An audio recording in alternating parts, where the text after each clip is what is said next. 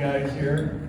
I'd just like to say, I'm proud to have Mitch as my new minted son-in-law. I'd like to thank Patty and Rick for raising such a fine young man. You know, you're polite, you're well-mannered, you're athletic, you're educated, you're helpful, you're accommodating, and you're damn sexy. And you're a grown man. Now, you don't need to only one fault, and Patty, this has nothing to do with you. You've been a great mom. Falls on the shoulder of Rick.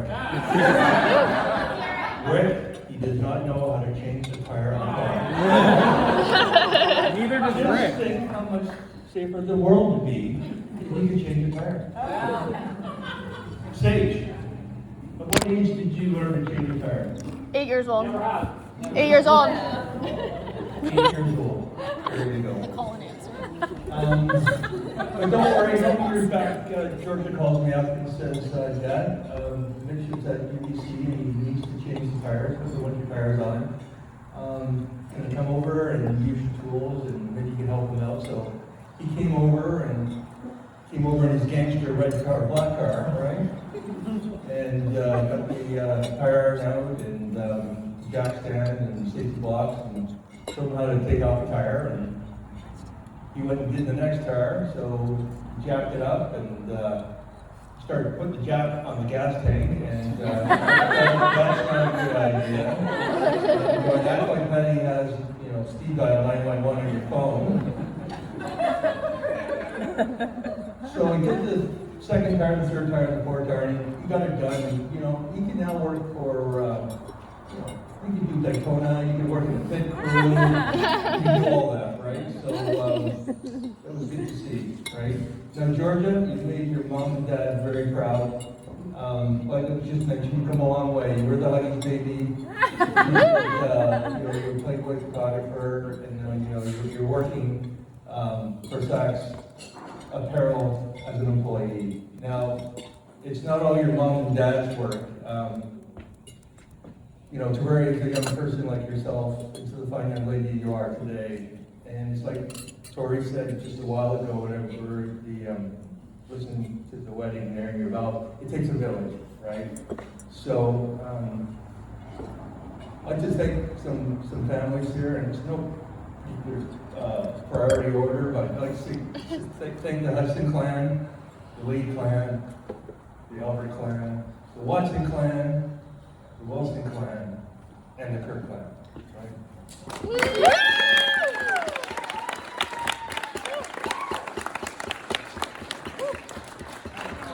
Now, I also want to give a big shout out to her Ryerson girls.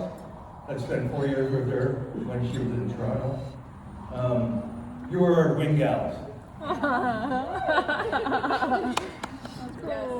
When her folks were thousands of miles away, you kept Georgia out of harm's way.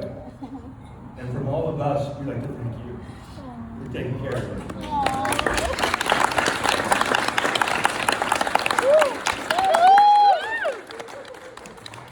Okay, so marriage is like university for adults. Except it's not a 4-year program, it's a lifetime course. And it's 24 hours a day, 7 days a week. And now marriage is built on some key fundamentals. And those are honesty, communication, visibility, and teamwork. And there will be times we'll make bad decisions, and that's when forgiveness comes in.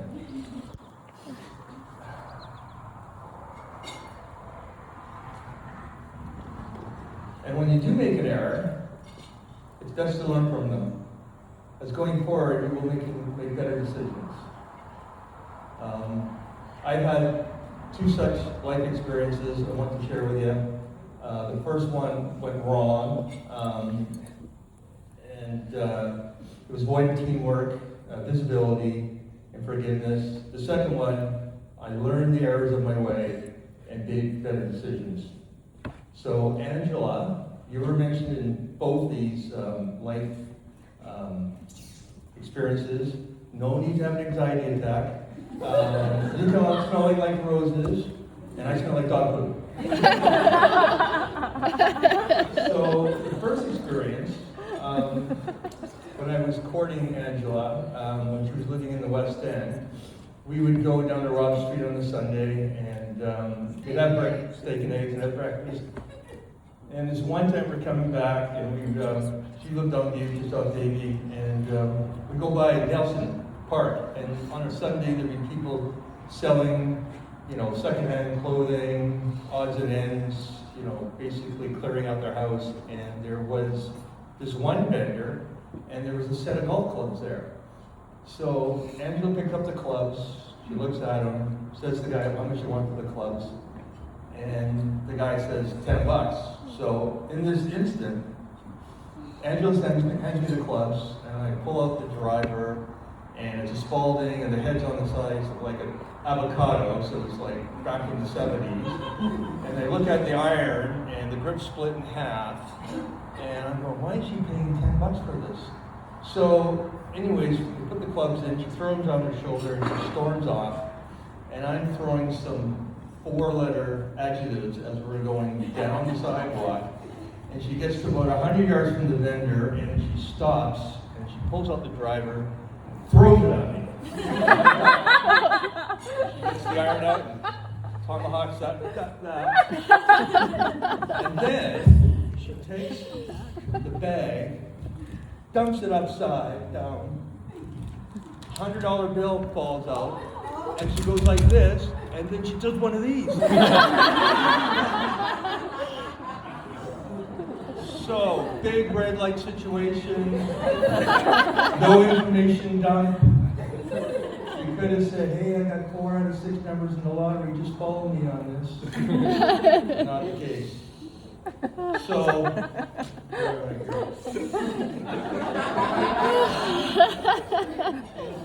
Yeah. So that day it was no visibility, no teamwork, and I fell down. Right? So second life experience. So you learn from your mistakes. So here we go. So second experience. So 5 years down the road, Angela's carrying Georgia. We're going to need a bigger house. We're going to put the house up for sale. So Dodie, our realtor, comes by and says, okay, we're going to put it up for sale for $270,000. I said, there's no way we're going to get $270,000. She said, well, we'll put it up. So the house went up for 6 weeks. And after 6 weeks, I said to Angela, if we see anything north of 250, we're drilling that bed, right? We need to move on.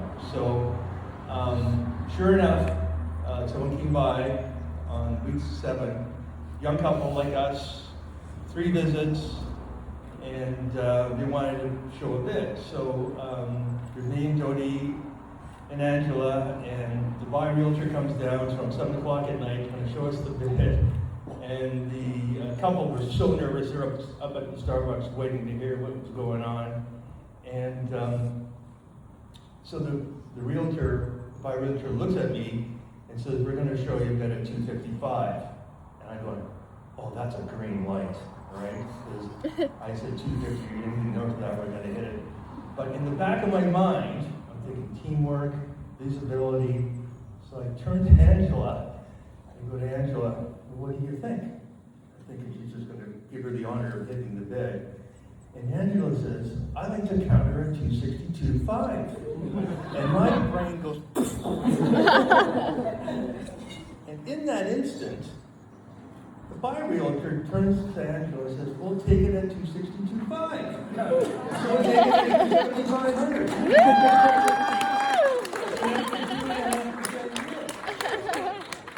So teamwork in that situation made marriage better, made us happy, we moved on, and that's all I got to say. So enjoy married life, best of luck you guys, and it's been a nice chat.